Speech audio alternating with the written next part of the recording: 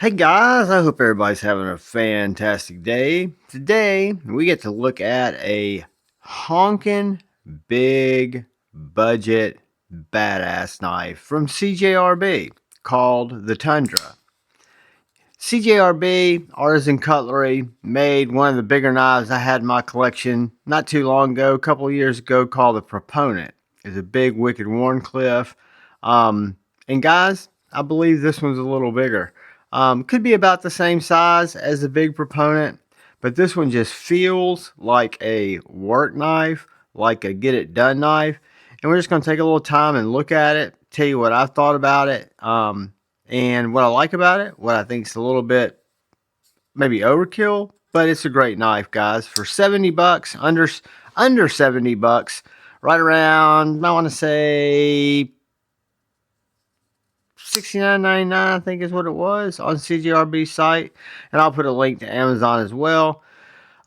This is a beast of a G10 steel liner D2 blade. That's right, not AARPM9, D2, and it's a thick blade with really nice grabby thumb studs and a very nice flipper tab. So you got the choice of the studs and you got the choice of the tab. Got a liner lock that locks up right around 40%. It's got perfect lockup. You can reverse flick this knife. You just got to catch it at the right place because it is such a heavy blade. Got it there. And then it comes with, in the box, and that's where I keep it in the box, this little gadget here, this little threaded piece that allows you to run it through and screw this through the tang behind the flipper and into the other liner, through up into the other scale, and lock this knife up even further. So if you want to have that extra security of a second lockup, which is basically a bolt going through your tang, you can do that. I feel like it's a little overkill, but hey, if you're going to use this knife for God knows what, you might want to use something like that. I think it's cool that they offer it, that they designed it to be big, to be overbuilt, to be kind of a beast. You do feel the liners behind the scales and you feel the clip a little bit. Not that I'm saying it gives you hot spots, because I don't picture this knife as, say, a knife that I'm going to break down a ton of cardboard with, just because it's got a little thicker grind, but it's very sharp.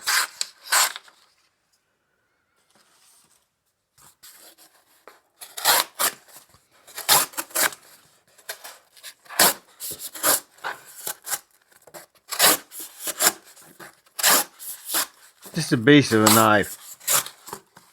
Very slicey, very cutty, and very pokey stabby. Kind of a spear point type blade. If you look at it, could be considered a drop point, could be considered a spear. It is definitely pokey, and it's definitely big. So it's going to have a very aggressive reverse grip. It's going to have a lot of thrusting weight behind it. It's a heavy knife. I think we'll see that when we weigh it. And it's a big knife. Just to give you an idea, let's do a couple of quick size comparisons, then we'll put it in the pants. Benchmade bug out. Much bigger than a bug out. Spyderco PM2. Much bigger than the Spyderco PM2. Reach into the arsenal over here and break out our Cold Steel Formax.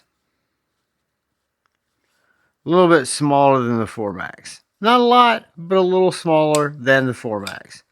Now we'll get our Sharpie.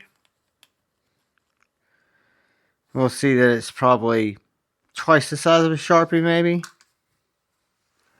Now, what I love about this clip, and wish my Medfords had a clip like this. I love the way that it's split here and it's wide, so it's kind of wide like the knife. It goes in and out of pocket extremely well, and that big heavy knife is held in place by that clip. I didn't have any leg behind that, but as you can tell, it's not going anywhere. really works well. That clip does, and it is reversible. So you can take that clip, you can flip it around, flip this screw over, and you've got a reversible clip. Got a super thick, we'll get some measurements here in just a second.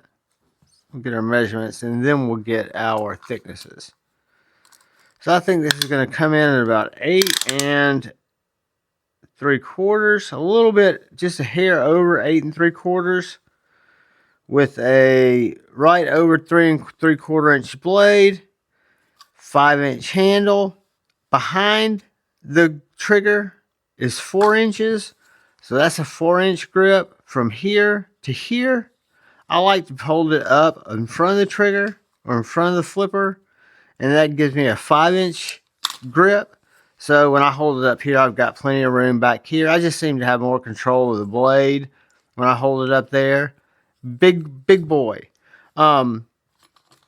Blade stock is not going to be anything to laugh at. It is going to be almost a 1/4 inch at 0.1950. Behind the edge, 0.0250. This G10 handle on this liner that's not recessed is going to be a 0.63 over 1/2 inch. And where that clip is, you're going to be right about 0.8.